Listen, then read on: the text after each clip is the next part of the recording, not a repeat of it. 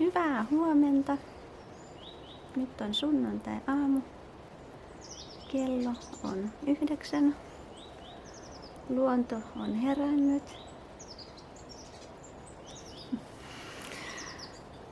Siitä ei ole viikkoakaan, kun kuvasin viime videon.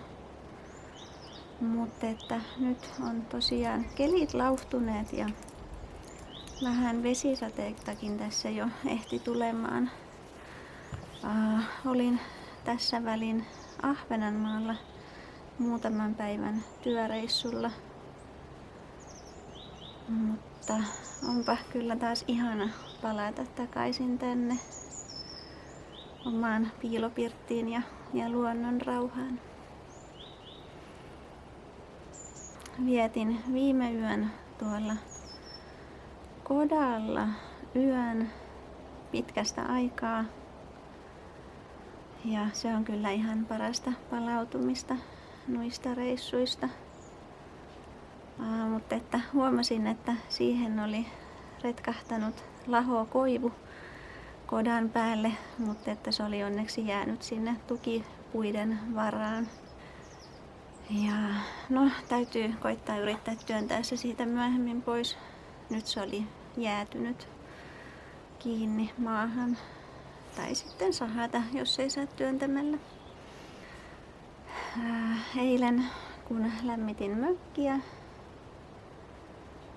niin tein siinä samalla pieniä katseluretkiä tähän omaan metsikköön. Ja täytyy kyllä olla onnellinen näin monimuotoisesta pienestä metsästä.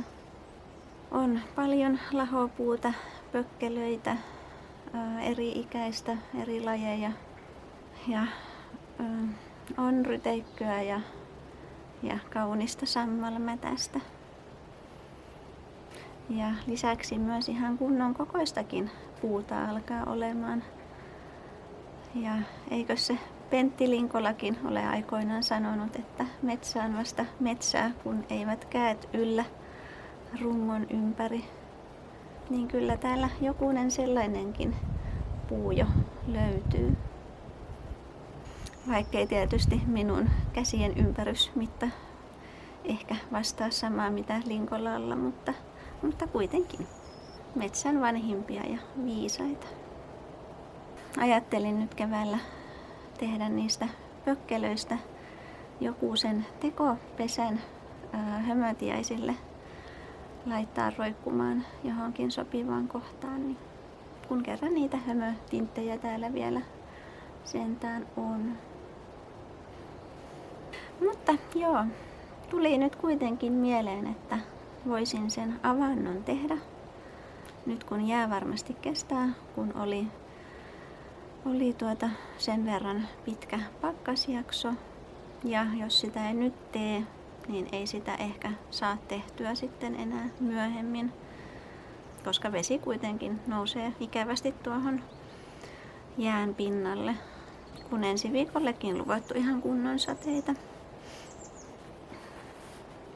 Ja jäät vasta sulavat pois parin kuukauden päästä, niin olisipahan ainakin avanto nyt sitten kevääksi. Mutta ennen kuin pääsen hommiin, tähän on ihan kohtapuoliin tulossa lehtikuvaaja ottamaan kuvan yhteen artikkeliin. Mutta en usko, että siinä menee nyt kovin kauaa, koska otetaan vain kuva ja haastattelu tehdään sitten myöhemmin. jännää. Mutta ryhdytään sitten hommiin.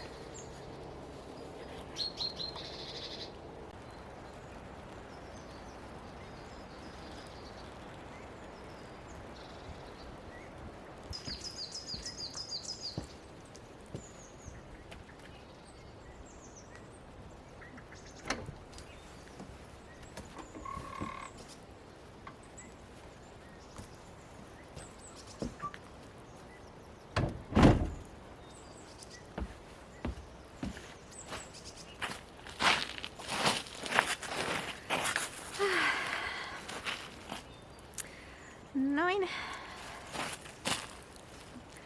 Nyt on lehtikuvaus takana. Se meni kyllä tosi kivasti, että oli tosi luontevaa. Tai hän, tämä kuvaaja, teki siitä kyllä tosi luontevan ja aihe on mitä parhain, mutta en voi siitä tietenkään nyt puhua sen enempää, mutta että kerron sitten lisää, kun se on taas ajankohtainen. Mutta nyt voidaan mennä tekemään sitä avantoa.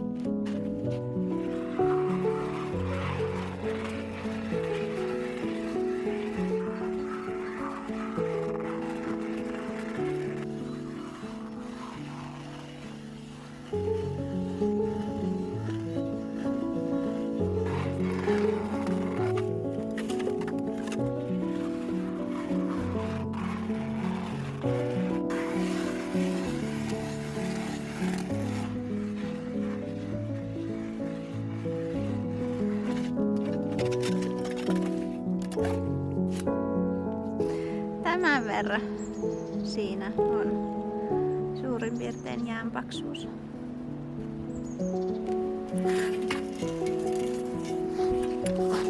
Teen vielä pari tuohon keskelle ja sitten ihan pikkasen isommaksi, että saakin nuo portaat laskettua sitten alas, niin sehän helpottaa huomattavasti sinne avantoon pääsyä.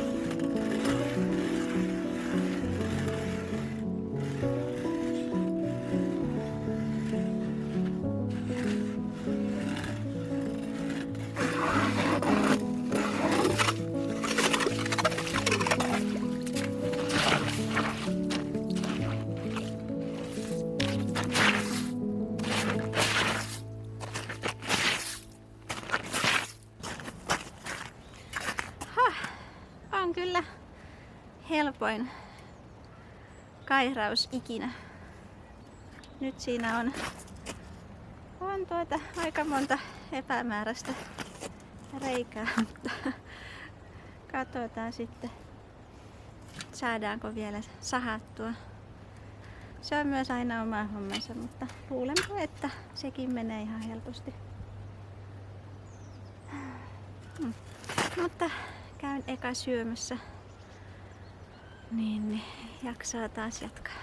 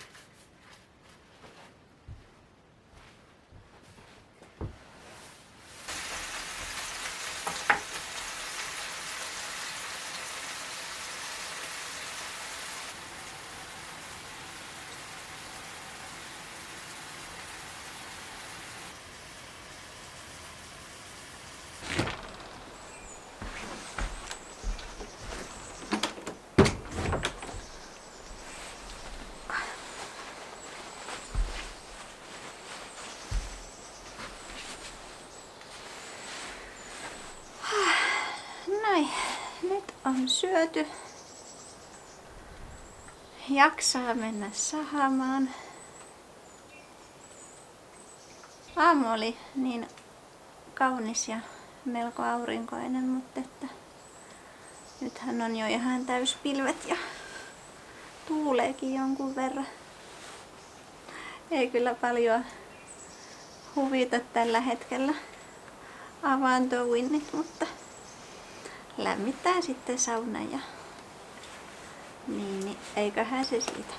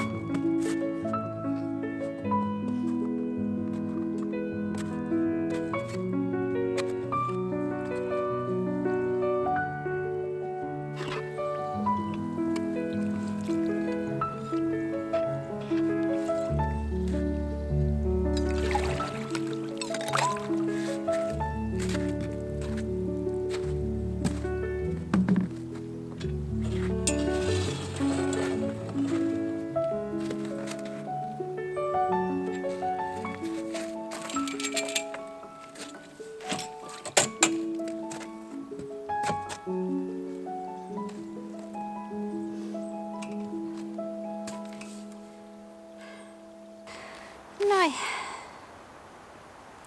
Nyt on avanto ja kyllä kannatti oikeasti tehdä. Oli niin helppoa. Ja tulipahan tuossa mieleen, että ei olisi saanut saunavesiäkään, koska nuo viikon pakkaset jäähdytti tuon puronkin. Niin, joo, tosi hyvä. Nyt ei muuta kuin sauna lämpimään.